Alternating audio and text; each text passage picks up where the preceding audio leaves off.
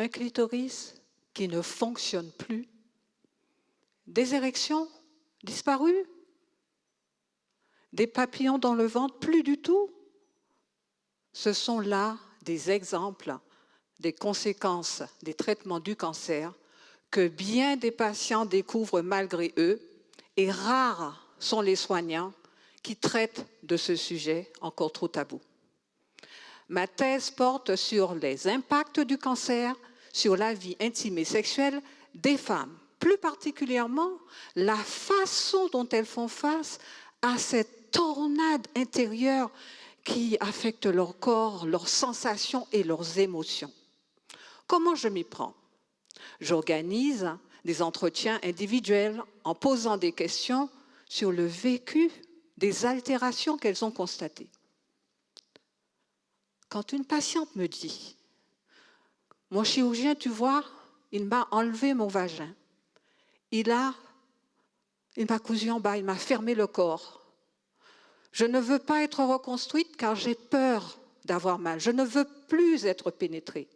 Et alors, je recherche de la tendresse. Pourquoi pas auprès d'un homme sans érection, avec un cancer de la prostate par exemple.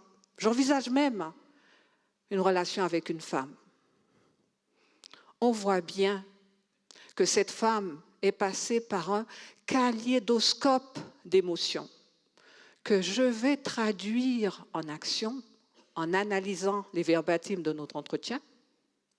Action comme une modification de son approche de sa sexualité ou encore l'élaboration de nouveaux critères pour sélectionner un partenaire sexuel. Et je procède ainsi avec tous les entretiens pour aboutir à une classification de codification qui va permettre de mettre en lumière le travail que ces femmes ont été amenées à faire sur leurs émotions. Et ces résultats vont permettre aux professionnels de santé d'accompagner de façon plus pertinente et plus personnalisée ces femmes avec des programmes d'éducation thérapeutique.